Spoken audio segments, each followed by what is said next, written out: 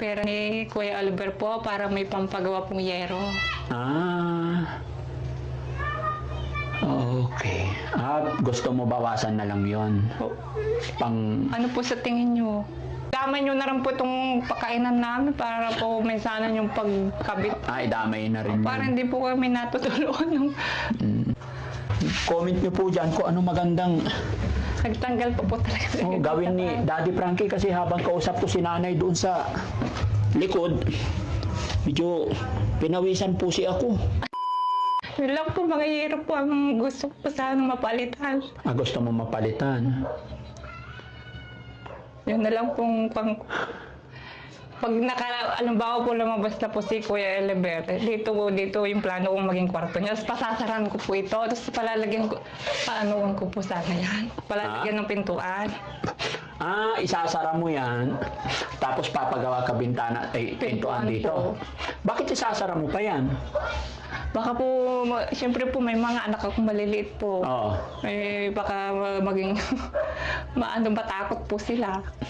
Kung ano po yung makakabuti sa kapatid ko, magtatanong din po ako sa mga kapatid ko po kung Opo. ano po yung dapat namin gawin. Sa bagay, okay na rin to, safety na rin to, no?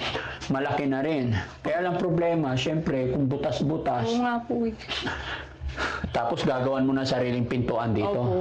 Saka kung pwede po, banyo na rin po yung sarili niya. Pagawan din natin ang sariling banyo. Sana po, kung makalabas na po siya.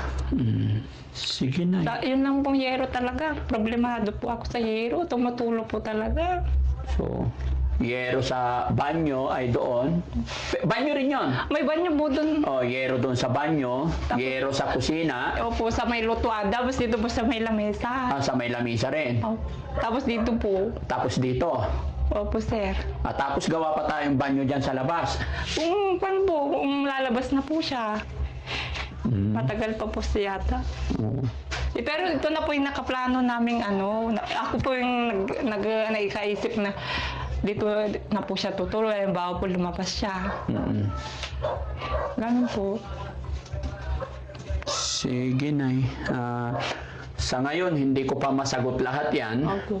Kasi habang nasa ospital pa siya, Pero at least po may napaplano na po na halimbawa po lumabas siya. Dito po siya. Yes. Opo. Salamat at may mga preparasyon na kayo. Salamat at nasabi nyo na yung mga plano Pero ninyo. sinabi ko rin po. Pero hindi ko pa kayo masasagot sa ngayon about sa mga yero, kasi sa ngayon, habang nandoon siya sa pagamutan, nakatatlong balik na po kami doon. Opo.